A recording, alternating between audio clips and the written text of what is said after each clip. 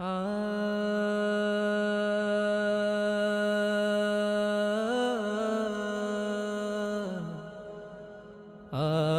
اللہ الرحمن الرحیم۔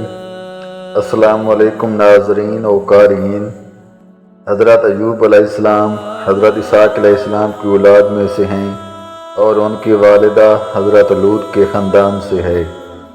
اللہ پاک نے آپ کو ہر طرح کی نعمتوں سے نوازا تھا، حسن و صورت بھی اور مال و اولاد کی کثرت بھی۔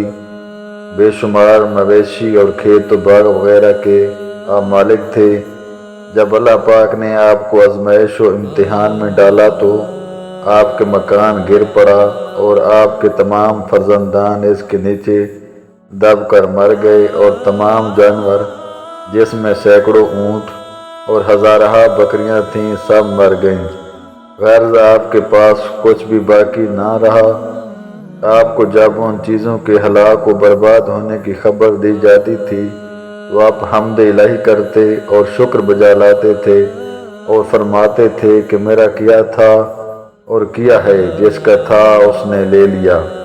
جب تک اس نے مجھے دے رکھا تھا میرے پاس تھا، جب اس نے چاہا لے لیا۔ میں ہر حال میں اس کی رضا پر راضی ہوں۔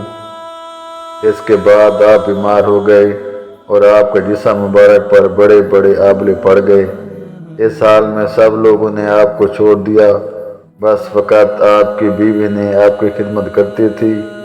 سالہ سال تک آپ کا یہی حال رہا۔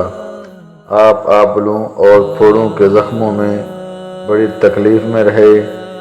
جب آپ خدا کی آزمائش میں پورے اترے اور امتحان میں کامیاب ہو گئے تو آپ کی دعا مقبول ہوئی اور اللہ پاک کے حکم سے اور اللہ پاک نے فرمایا، اے ایوب اپنا پاؤں زمین پر مارو۔ آپ نے زمین پر پاؤں مارا تو فوراً ایک چشمہ پھوٹ پڑا۔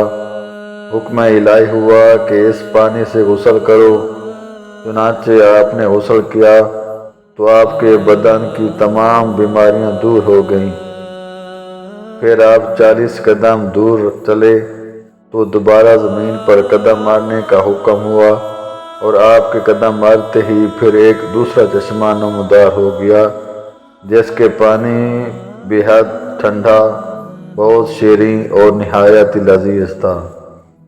آپ نے وہ پانی پیا تو آپ کے باطن میں نور ہی نور پیدا ہو گیا اور آپ کو اعلیٰ درجے کی صحت و نورانیت حاصل ہو گئی۔ اللہ پاک نے آپ کے تمام اولاد کو دوبارہ زندہ فرما دیا اور آپ کی بیوی کو دوبارہ جوانی بخشی اور ان کے کثیر اولاد ہوئی۔ پھر آپ کا تمام ہلاک شدہ مال و مویشی اور اسباب و سامان بھی آپ کو مل گیا۔